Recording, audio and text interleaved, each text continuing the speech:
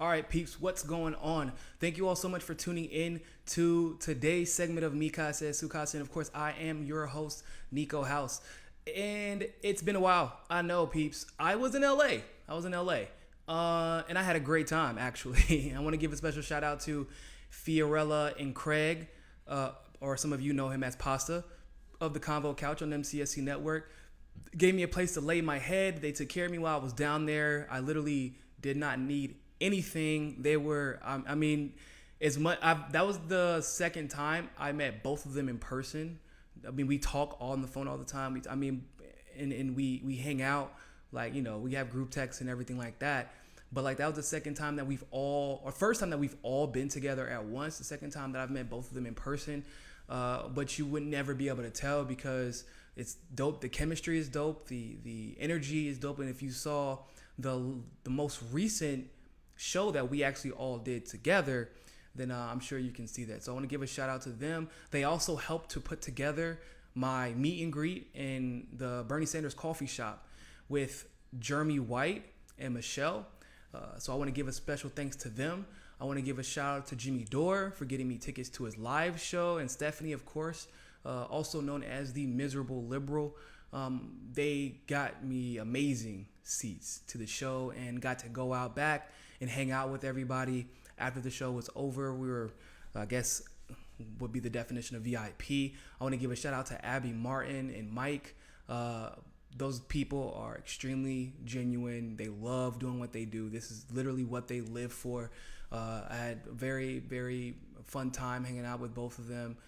Abby Martin is every bit as awesome as you think she is, and probably even then some. So it's funny because at Jimmy Dore's live show, she was the only, as a funny aside, she was the only one who had a beer on stage at Jimmy Dore's live show. And the funny part was, when I asked her, I said, because it was a blue moon, I said, hey, I appreciate you bringing the blue moon on stage because I love blue moon. And I said, it's funny because you were the only one with the beer on stage. She said, hold on, I was the only one? I thought that everybody had their drinks on stage. So that was a good time. So shout out to Abby Martin. Shout out to Maria Estrada running against Anthony Rendon. She came out to the meet and greet. Shout out to Sue Suduko, producer out in LA. Shout out to, I'm forgetting some people. You all know who you are. Shout out to all of you. Johnny Mayortica for helping to produce out there the list is forever. But I just wanted to thank everybody. The welcome in LA was absolutely awesome. And I can't really thank you all enough for making me feel so welcomed out there. So with that being said, I am, as it's called, back on my bullshit. So before we get started with that, just want to give a special shout out, as always, to those who are on JustNForm. Make sure you go to JustNForm.com and join the social media revolution. In case you didn't get the memo, Facebook has already announced that it absolutely will start censoring people starting pretty much now. If it's already happened, but they're going to be ramping it up as we get into 2020. So make sure that you are part of this revolution right now. Join us on JustNForm. Also, if you have not yet, subscribe to our channel on Roku, first independent news network on Roku. Would love to see you all, or to have you all go on there. If you already are on Roku, go drop a 5-star review and push us up in the ranking so that we can be suggested to even more people who need to be woke. So thank you with that. With that being said, I want to go ahead and get started. So there have been the misinformation and the disinformation has been coming in abundance from both sides, right? And this isn't really new, but I feel like this week, well, maybe the last 2 weeks, it's been more so than usual. Like, usually it's more so in the last couple of years, it's been the Dems hyper gaslighting, vote shaming, or voter shaming, telling everybody that they got to vote for Dems, and then they throw a pity party. And then it's the Republicans pretending that it's always the Dems throwing a pity party for themselves and victimizing themselves, when they actually do the exact same thing, except for sometimes it's even worse because they make it as if the privileges that they may or may not inherently possess are what's causing their victimization or the status of the victimization, which is utterly ridiculous, right? So they're like people with the Kavanaugh situation, like I said, the Kavanaugh situation to me was way too contrived. It was the conversation between Kavanaugh and Ford kind of spiraled off into something that was more disturbing in my opinion, which was the reactions when people were saying, I'm so worried that my son may be wrongfully accused of sexual assault one day, instead of teaching their sons, hey, don't put yourself in that situation, be above reproach, make sure that you are known always for treating women with respect, and you won't ever have to deal with that. And the moment that it does happen, you will have everybody and their mom coming out to defend you, because that's something like that has happened to me, where somebody tried to lie about me, because pretty much I wouldn't be with the person. And so when that happened, I didn't have to shame that woman. I didn't have to attack that woman. I didn't call her a liar. I let everybody else talk for me, because people know my character. The misinformation, disinformation, and self-victimization has been apparent on both sides. It has been palpable on both sides, and that hasn't changed this week. It's been Lord Jesus. Look, okay, so it's really hard to figure out what to start off with. So we're going to start off with the bombs. That's what everybody came here for. The bombs. You get a bomb. You get a bomb. You get a bomb. Hey, you over there in Hungary. You get a bomb. Everybody gets bombs. Do I buy it? People, that's neither here nor there. That's neither here nor there. That's not what I'm here to discuss today. Do I buy it? What? I'm not saying that I don't buy it. I'm just saying that it's really weird that the people with Secret Service have bombs randomly turn up at their office, or George Soros, who I don't even think lives in this country, if I recall, because he doesn't have a citizenship here, nor has he ever had a citizenship here. So George Soros even got a bomb, which we'll cover a little bit more in detail. But I've been kind of frivolous on social media today regarding these bombs, or explosive devices, if you will. And the reason why is not necessarily because I don't buy it, because it's really coincidental, right? Right before midterms, everybody gets a bomb. Oprah just starts sending them out to everybody. And they're essentially playing victim, right? They're playing victim. And the reason why it's hard for me, nobody got hurt, right? So I can't say if I would be upset if they got hurt. I would be like, yo, you shouldn't be sending bombs to people's houses because of collateral damage and other people could get hurt. But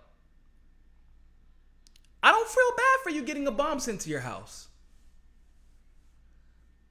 As I said earlier, instead of assuming that it's a Trump supporter sending the bombs to your house, maybe you should assume it's a Syrian or a Libyan or somebody from Afghanistan, maybe an Iraqi, maybe somebody from Yemen. Maybe it's one of them, returning three of the tens of thousands of bombs you've dropped on their houses, either directly or indirectly by funding terrorists or rebel organizations. It could be one of them. It could be one of them. It could be disgruntled people who are losing their jobs every day. If you believe those unemployment numbers, check again. They're cooked. Trump even admitted Obama used to cook the numbers to make himself look good, and yet he's doing the exact same thing. I am so sorry, people, but I refuse to trick myself into being sympathetic towards war-mongering sociopaths. And that includes George Soros, possibly more than any of them.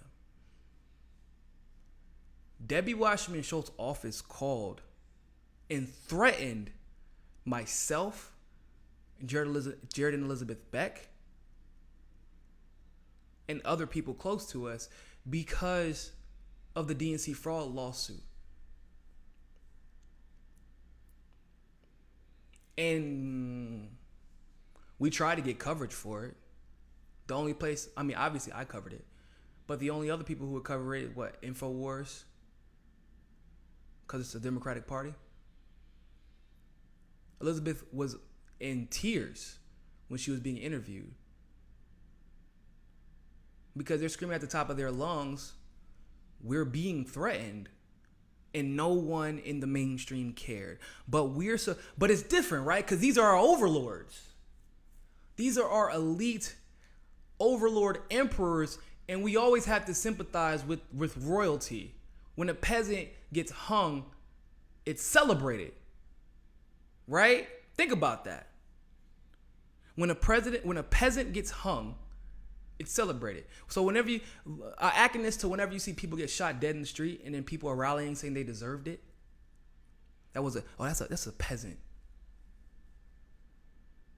But when the elites die, when that king who caused poverty and famine, perpetual warfare that separated sons from their parents at a young age, those kings are celebrated.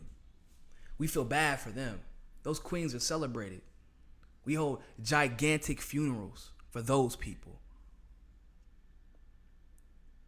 Now, obviously, I don't consider Liz or Jared or myself peasants, clearly. Oh, or Colin, who also got threatened, the other lawyer on the DNC fraud lawsuit. I don't consider any of us peasants, but in the grand scheme we are, like, for now. Even though Jared and Liz are in the 1%, I think they're a little bit higher than the 1%. It doesn't matter. The way they are viewed because they are outside of the establishment is still of a peasant nature by the rest of the world, by the rest of the mainstream. So no, I don't really care about like things getting mailed to their house. I don't care. I don't care. I try to bring myself to feel something like, because that's what we're conditioned to do, right? We're conditioned to react that way. We're conditioned to believe that when anybody is put in harm's way, that we should all feel that way. But the problem is, it seems like that is only applicable in selective situations. It only receives news when it's someone that we revere. Whether or not that reverence is deserved or undeserved. Whether, like, if the world was just, Obama, Hillary, and Soros, and Debbie Wasserman Schultz, and anybody who voted in favor of a lot of what happened, anybody who stood by and watched in those administrations, anybody who perpetuated the violence that took place in those administrations,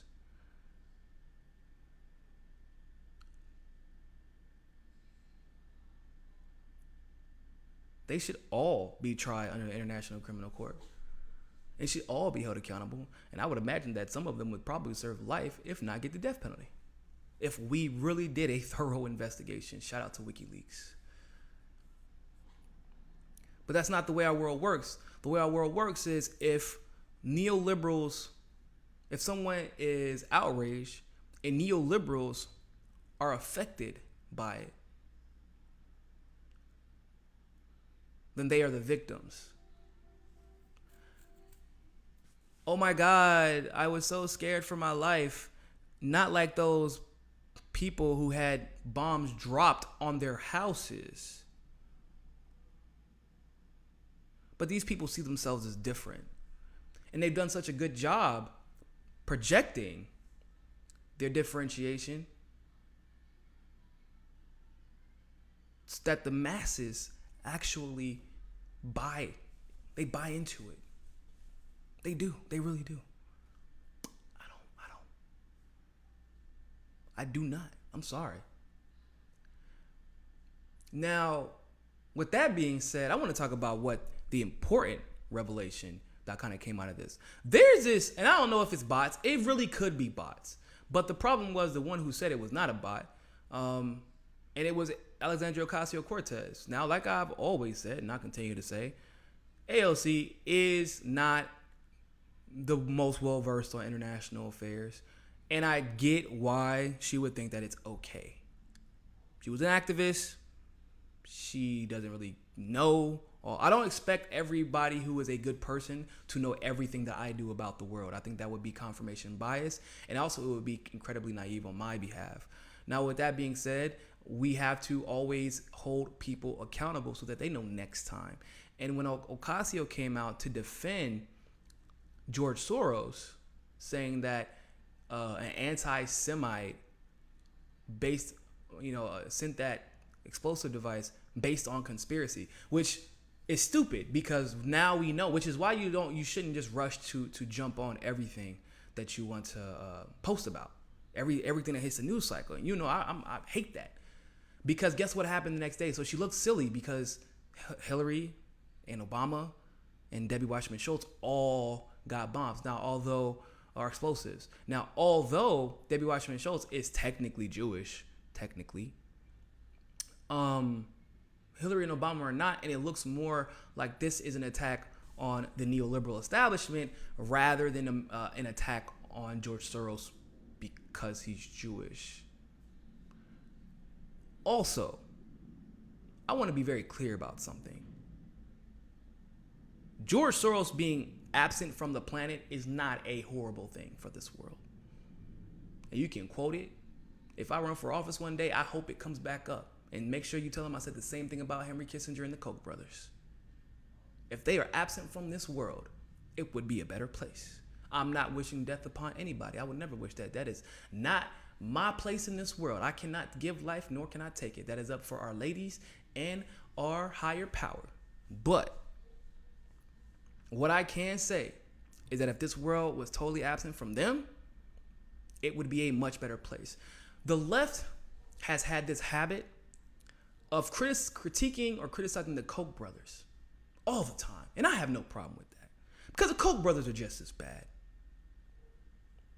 But the one thing I can say about the Koch brothers is that they weren't unapologetic Nazis. Soros was a Nazi. Not, he was in a position that he didn't want to be in, and he was doing what he could to survive. No, actually what he said was it was the time of his life. It shaped the man that he ended up eventually becoming, and that he has absolutely no regrets. Out of his mouth. People are like, well, he wasn't a Nazi. Why? Because he was from Hungary? He worked for the Nazis to seize Jewish property. If it looks like a duck and it quacks like a duck, it's motherfucking Donald goddamn Daffy Duck. Donald Daffy Duck. All of them. All the ducks. All the cartoon ducks. That's exactly what it is. I want y'all to listen to this. Because when somebody says, well, he wasn't a Nazi, listen to this. Hey, y'all. I'm not black.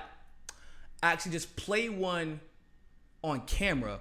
When I leave here, I put bleach on my skin, but it's only a temporary bleach, and then I wipe it off whenever I'm back on camera. Therefore, I am not black.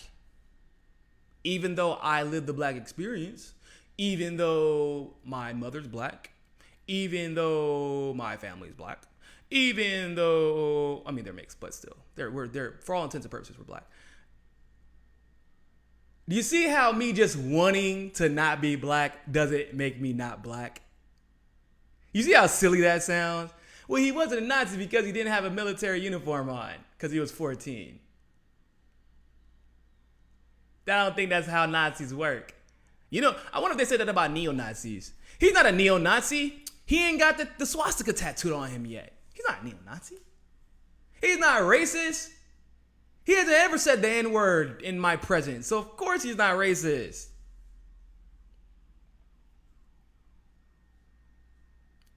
George Soros was a Nazi, insinuating that anyone is anti-Semitic because they rightfully attacked George Soros, rhetorically, of course, is the biggest insult to any Holocaust victim or survivor. He was an active component in their demise and their suffering. And you're defending him when he said quite poignantly, I have absolutely no regrets. And I find this hilarious because what's been happening is that George Soros has been getting exposed. And I don't know if you all have noticed that. And it's not like he's getting exposed by the right. The right, you're right, has never really liked George Soros. But here's the difference then of the critiques in the past and the critiques now. It is the left that has come at George Soros with such ferocity because we hate the fact that he constantly and continuously tries to co-opt our messaging, our organizations, our politicians, our activists, so on and so forth.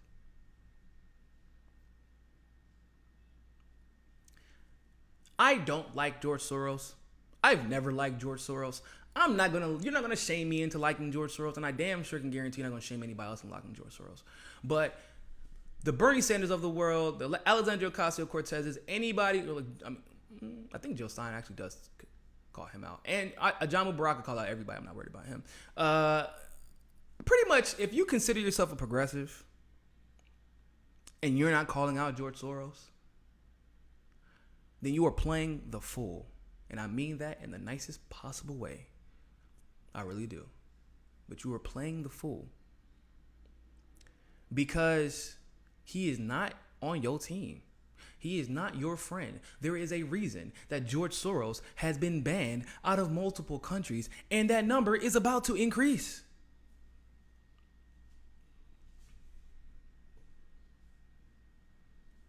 Don't let the establishment left make you believe two things.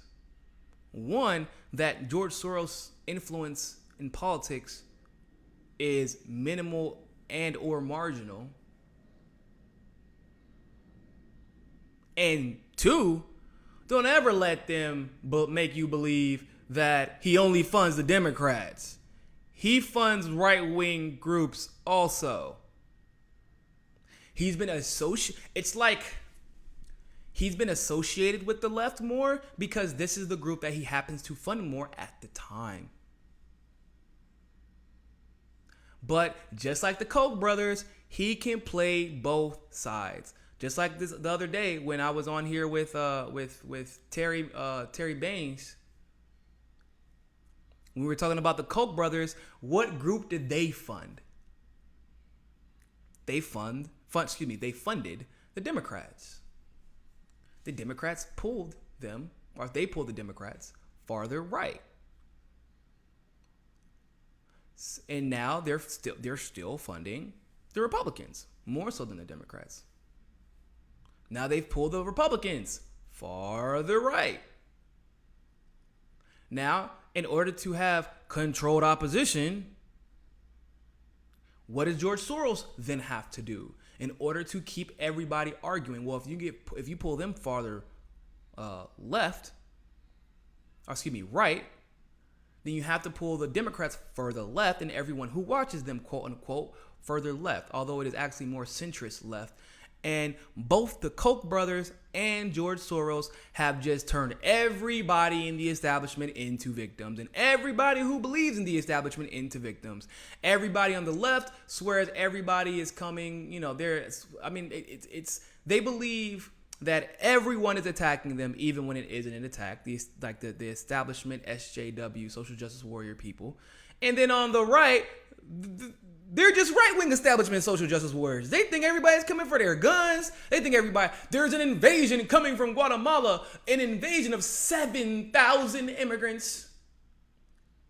Never mind the fact that 57 million Latinos live in America right now. Never mind that. That's stupid. Why are we even paying attention to that? Shouldn't be worried about that.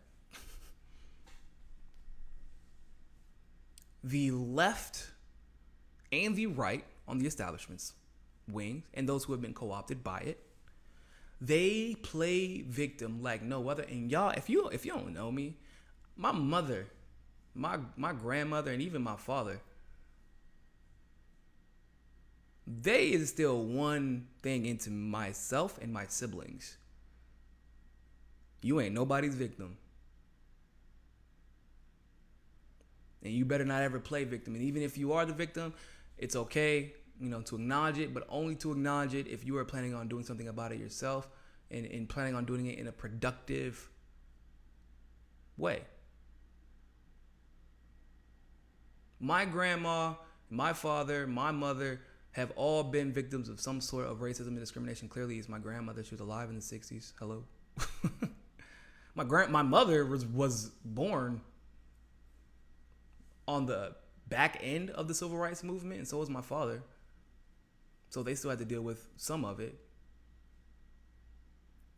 And even though my grandmother, even to this day, still has to deal with some types of racism, some types of sexism, she doesn't beg for sympathy.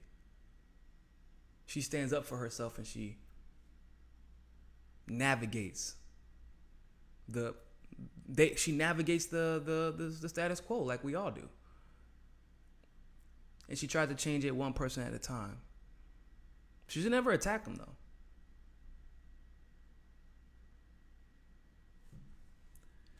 And what I mean to say by this is that's really a lesson that both the right and the left, the social justice warriors, for both. Because, once again, I don't give a damn what anybody says. Ben Shapiro is indeed a social justice warrior. Dave Rubin is a social justice warrior. They are no better than Joanne Reed. They are no better than Rachel Maddow. They are no better than Anderson Cooper. They are no better than the Lyndon Sarsours or the who else? Neera Tandons, Hillary Clintons. Like they're no different.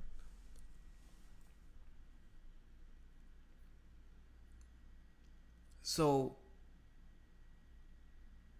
this idea that George Soros is this altruistic being who just really, really loves progressivism as a former Nazi and a hedge fund manager. Because I'm sure that the hedge fund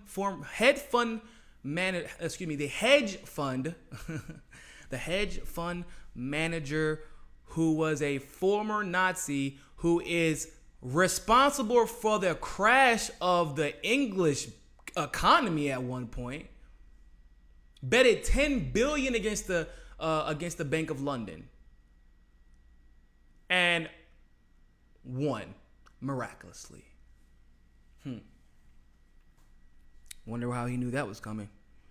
Wonder if George Soros ever gets investigated for insider trading. Probably not, because he's not even a resident of this country, but yet he has that much influence on our politics, and you are defending a billionaire. I don't give a damn who it is.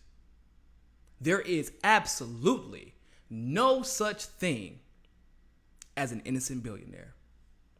Not a single one. There may be some likable billionaires. Yeah, absolutely. There really are. There's just no such thing. Even Steve Jobs. Steve Jobs was kind of like an asshole, which most tech guys in the tech industry kind of tend to be. But even with all the altruism for Steve Jobs, right? Steve Jobs did everything in his power to not be a billionaire. Not literally everything, because he wanted to leave money for his family. He owned shares in his company because it was still his company, but his salary was 1 cent. But if you ask me, was Steve Jobs innocent? No, I know how iPhones were made. Was Steve Jobs mostly a good person? Probably. But he turned his head just like every other billionaire. Well, I'll exploit Chinese labor this one time. I'll charge too much for my phone just this one time. I'll make software updates that purposely slow down phones in prior generations just this one time. I think he was dead after that started, though. Rest in peace. There's no such thing as an innocent billionaire.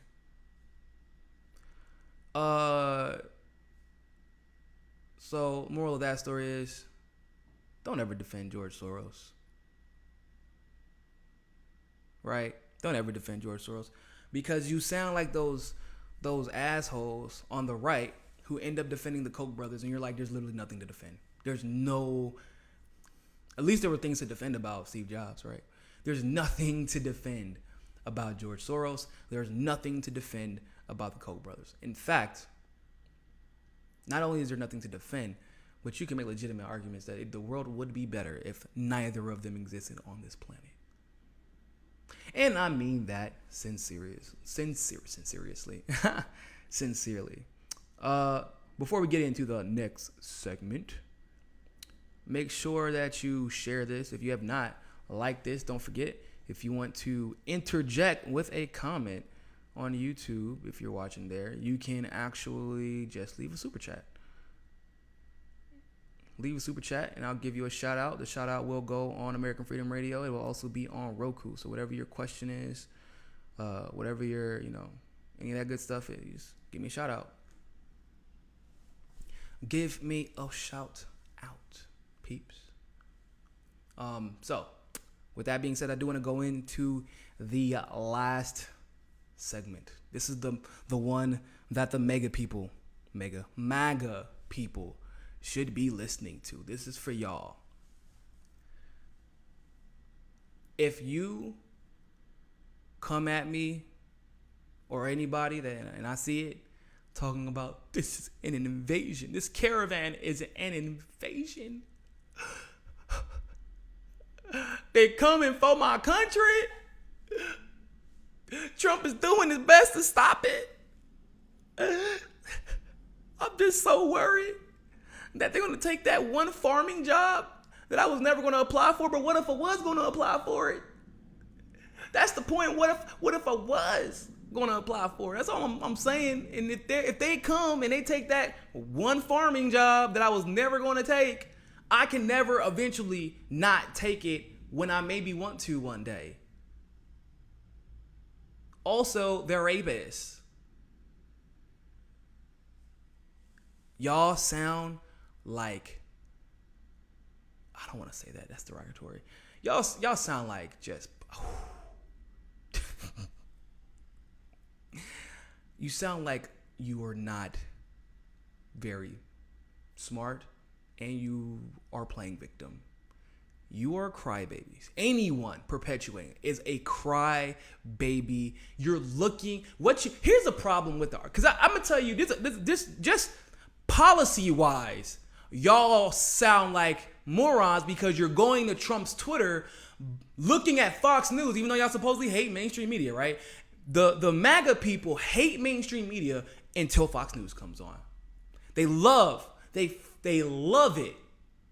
They swear up and down, which may or may not be true, that these bombs were done by the Democrats to encourage sympathy, for the Democrats, and they are just absolutely sure that those are planned. And yet, when this caravan comes and it unquestionably benefits the right, because then Trump gets to talk about all the things he's doing to stop it from getting here. All of a sudden, that's not planned. That is also a Democrat plan. Because they think somehow that this is an invasion and or those 7,000 people are going to influence the entire 2020 election. Mr. Broken Ass, why did AOC endorse Cuomo and not Mejia? The reason I think she endorsed Cuomo and not Mejia, which I think I briefly addressed in the past, but so she didn't endorse Cuomo, so I should say that. Officially, because I don't want to get sued. I don't want to get sued by Justice Democrats. I'm sorry. But officially, she did not endorse Cuomo. Her official campaign statement was that she did not. She said that we should be trying to fight for all Democrats, which I disagree with 100%. Now, she did not endorse Kenneth Mejia because according to the new DNC bylaws, if you do anything that does not look Democratic, according to the DNC, and which is left up to interpretation, of course, but also that would include probably endorsing another party, then they can pretty much take your status away as a Democrat and disallow you to run under their banner. And so because she had not won yet, I believe that was why. I believe that was why. I mean, she hadn't. If she doesn't do what the establishment says right now, they can take the rug from under her. Now, her policy stances have remained the same. She still does not take any corporate money. She still has done things that she's still advocating for the things that we want. And so, although I'm not happy with her statements on Cuomo, and I'm also not happy that she did not endorse Kenneth Mejia, I understand the need for survival in her particular situation. It's like she said on her Vanity Fair cover, on the Vanity Fair cover that she posted on her Instagram, where she said that essentially she went from being a bartender and an activist who was upset to essentially having damn near the entire movement on her back. And she didn't know that things were this bad in the actual establishment. She didn't know how dirty the politics were. And they can do that. They've been doing it to Bernie Sanders. That's why they changed those bylaws and they changed that charter.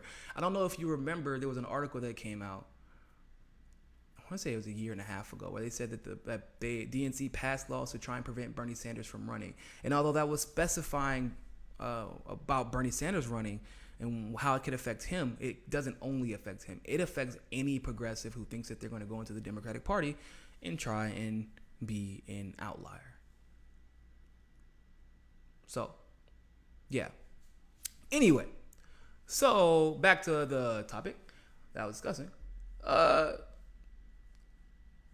So they have believed somehow that 7,000 Guatemalans are coming here to invade the entire world, and it's the arguments on Twitter have been hilarious.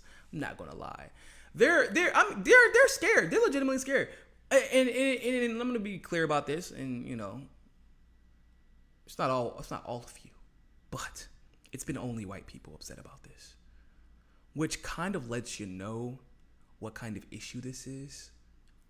It's literally been only white people, and someone was like, wake up, Mr. Broken Ass. So I know you said she didn't, and I'm responding to his because he already did a super chat. But you said that AOC didn't endorse Canova either. However, I will say, despite that fact, Canova has spoken at events that she hosts in New York, and she at his events in New York. They are friends, and so I want to put it out in that regard that she does support Tim Canova. Once again, that is that's just the clause of the establishment disallowing her from doing what's right in that regard. So, which is why I'm not part of the Democrats or the Republicans, right? So, but yeah, it's been pretty much only white people swearing to God that this is an invasion.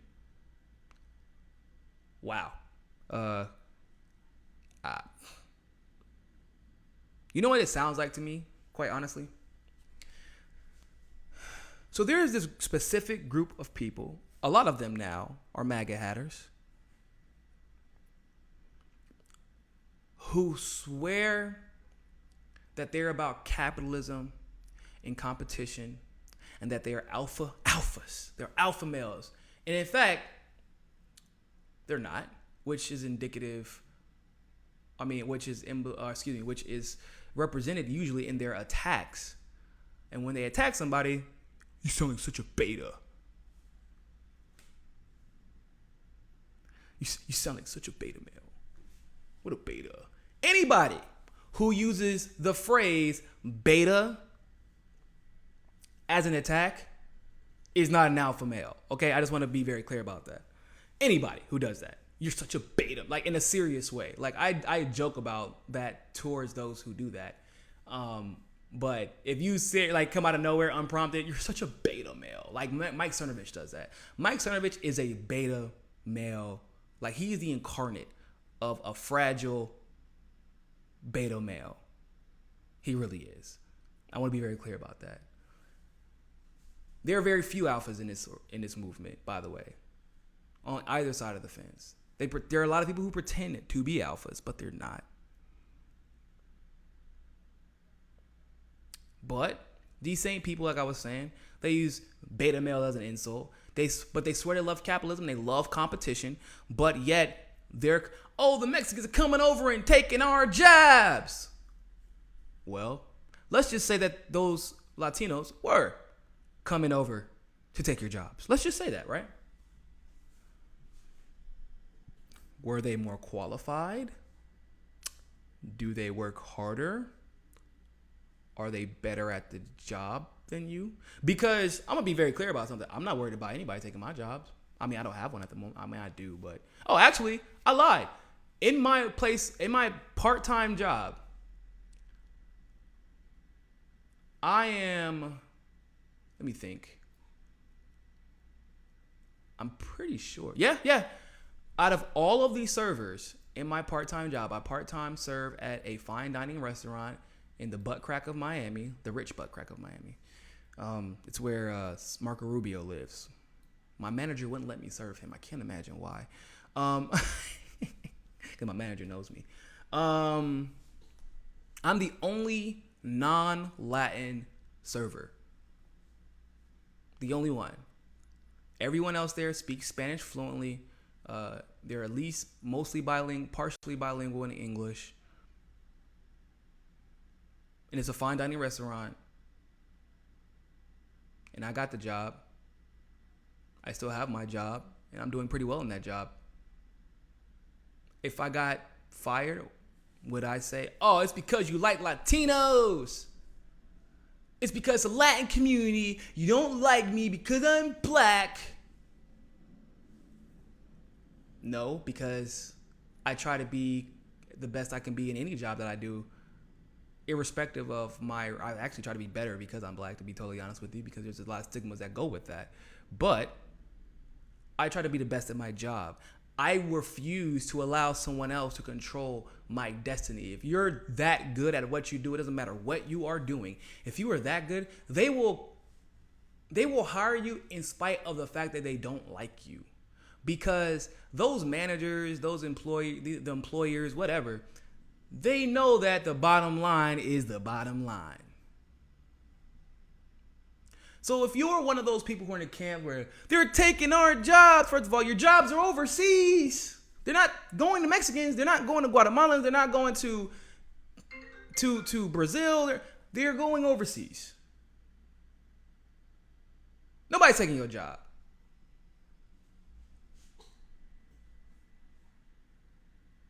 I don't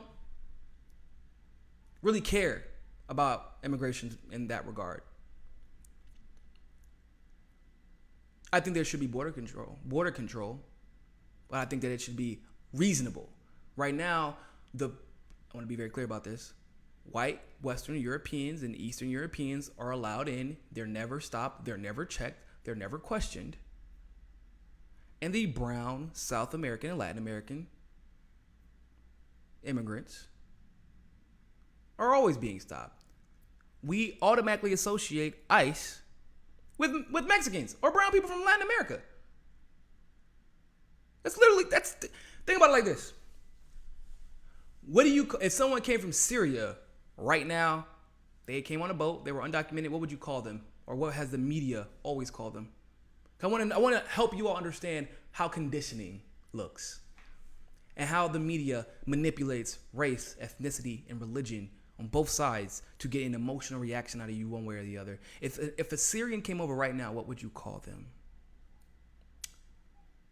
Oh, a Syrian refugee. When people are discussing what happened with Cuba and why Miami looks the way it does, what do they refer to those Cubans who come over? Oh, they were seeking political asylum. It was politics. That's why they're political refugees. But they make sure they put political. They make sure that they're seeking political asylum. It's different, which is why they got all those benefits, all those grants, because Fidel Castro was just so much worse than all the right-wing dictators we installed. Whenever someone comes from Guatemala, Mexico, Honduras, those are illegal aliens. But what about their right-wing dictators and terrorist groups that are driving them out due to politics and violence? No, they're still illegal aliens. And I bring up this point because Trump made a tweet yesterday. Matter of fact, I'm going to look up the tweet right now. Trump made a tweet the other day, and it pissed me off. It really did. And y'all know I am not the type of person that believes in Trump derangement syndrome. But more and more recently, Trump has been, he's been kind of off the wall. He's been unhinged. And he's been seeking the approval of the establishment more and more. Maybe because he's going into 2020. I don't know.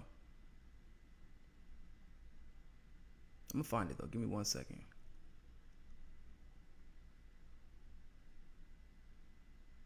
Yo, how does he have so much time to tweet? Holy shit.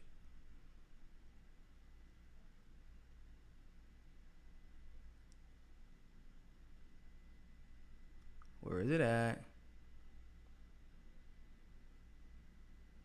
Oh, this shit. Okay. Every time you see a caravan or people illegally coming or attempting to come into our country illegally, think of and blame the Democrats. By the way, Republicans have a supermajority. A supermajority. They control the House. They control the Senate. They control the Supreme Court at this point. They control the White House. They control the CIA because Trump appointed the new director. They control the FBI. How is it the Democrats' fault? How do you turn this into not being the Republicans' fault if it is anybody's fault?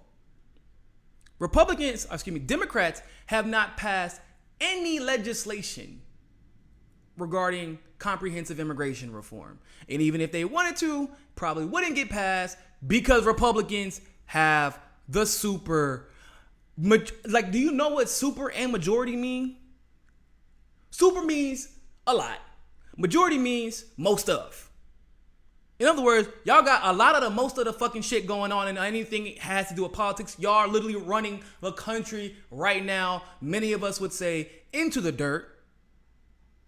Not doing a damn thing different than Obama, just exacerbating the failures of his administration. And you are going to tell me that this caravan or anybody coming illegally is the fault of the Democrats who don't have the House, who don't have the Senate, and who don't have the White House. But MAGA people swearing all their life that Donald Trump is always the victim and those who support him are always the victim, and they believe that everybody is coming for their jobs, their guns, their freedom.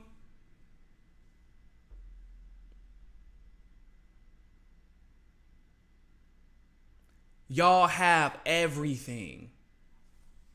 And Donald Trump is still convincing you it's the Democrats' fault that he isn't getting anything done. And he isn't even keeping his promises. The few things that he has done, which would be like, so filling up the cages that Obama implemented. And the immigration ramp up, or the anti-immigration ramp up, it still pales in comparison to what Barack Obama did with a straight smile on his face, telling every immigrant that he loves them and you belong here. Has Trump repealed DACA? Oh, that's interesting. Because last time I checked, he ran on repealing DACA. And in the first 6 months of his presidency, he would not shut up about repealing DACA. They locked out the government because of DACA. Remember? That's what he said. That's what he said. And yet, here we are. Is DACA still here? Yeah, it is. DACA is still here. Hasn't gone anywhere. Have they passed? Have we seen the decrease in people coming over the border? Not that I know of. We've seen more people. We've seen a small uptick in people getting sent back. Have we seen Trump make it easier for anybody to come in legally? Because y'all swear up and down that it's about legalization versus illegalization.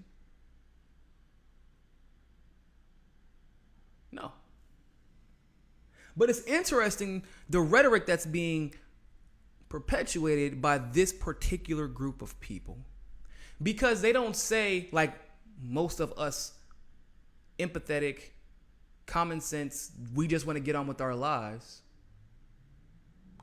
This is what we would say.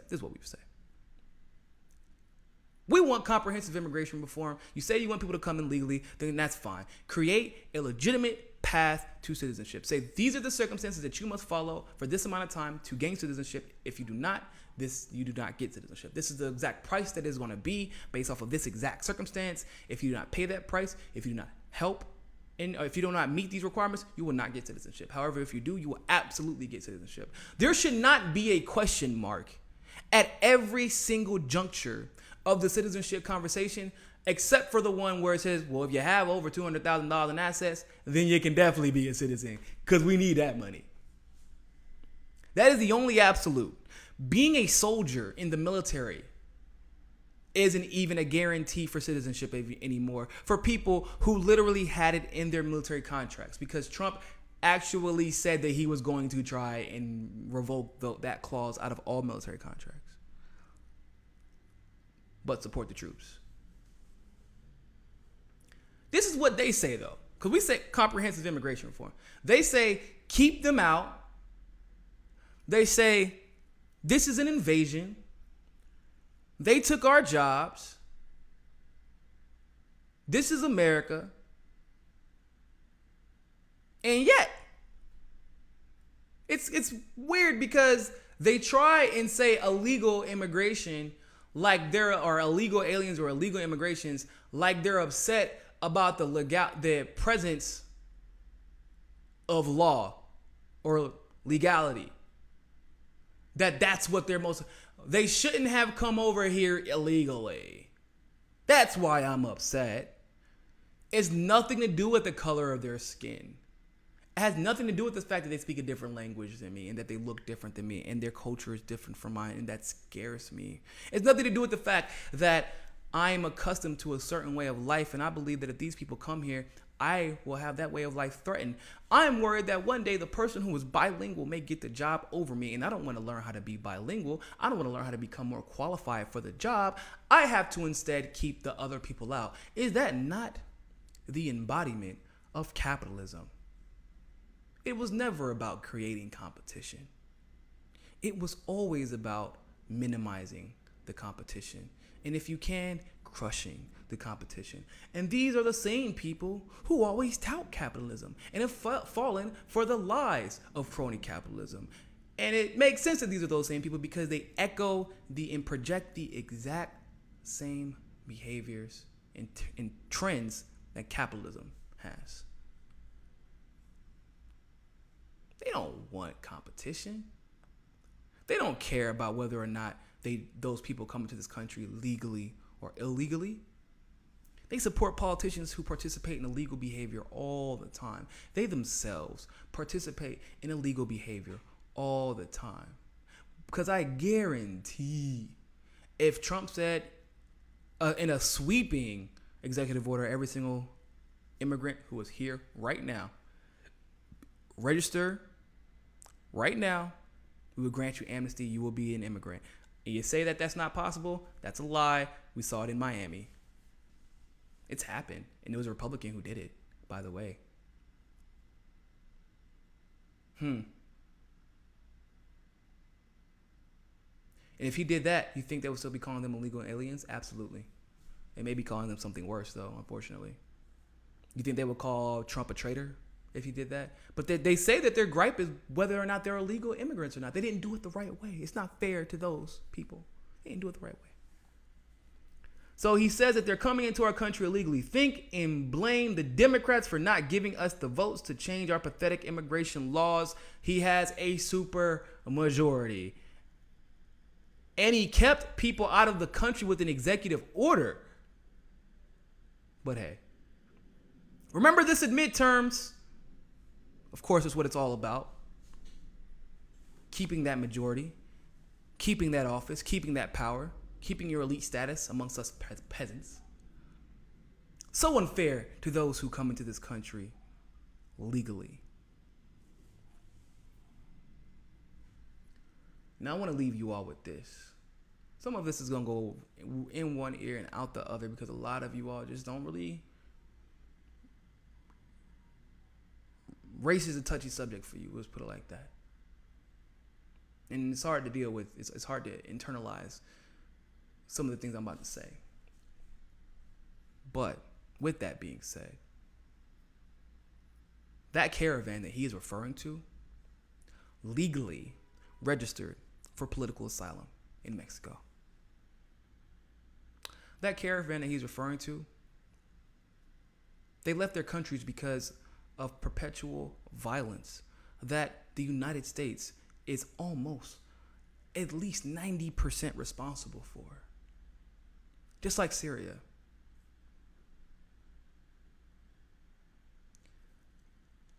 Because of the politics that are involved in their departure. According to the Geneva Convention, which we are a part of, believe it or not, even though we don't act like it, they are what's called political refugees seeking political asylum that they legally registered for in Mexico. Even if, by the way, they did come into this country, they would still be identified as political refugees. And despite popular belief, they would not be illegal. They would be undocumented. They would be undocumented, but they would not be illegal. But even still, they haven't even stepped foot into this country yet. They're not illegal. They haven't done anything illegal yet. And the one thing that they almost did illegal, which was going to Mexico, they weren't even illegal when they did that because they were seeking political asylum. And guess what they did? They actually registered for political asylum. They went through, they're doing the paperwork. They've been doing it for the last couple of days. They are there for political asylum. So why did he call them illegal? Why did he call them illegal aliens? Why does he keep referring to that specific group of people as illegal? Perhaps because he is trying to dehumanize them. Perhaps because he sees them as lesser and he wants his supporters to continue to see them as lesser. Because this is, remember people, I said that nobody who benefits from this particular instance more than the right. This is what Donald Trump ran on. So instead of the people taking, you can't do your job, you haven't gotten it done. You did not get it done. Instead of saying that, because he hasn't, he's blaming the Democrats who don't have a supermajority.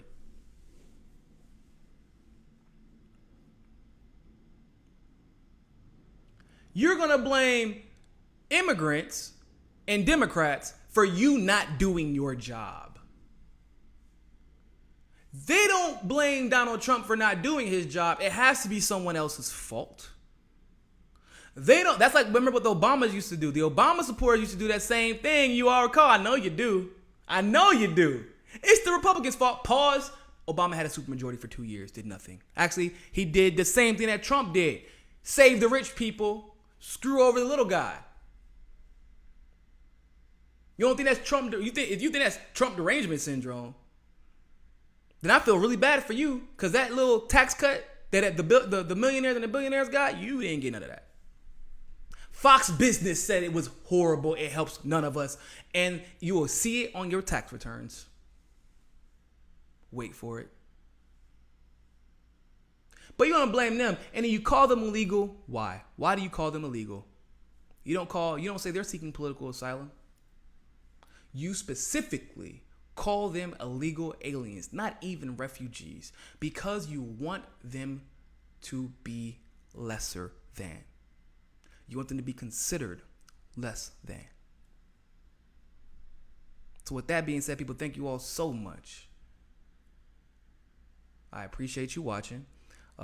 Make sure you join us on Roku. Make sure you join us on JustNForm.com. Look up there in that corner. You'll see it. And shout out to everybody on American Freedom Radio listening to this as well. And always remember, more than anything else, party people, find your balance.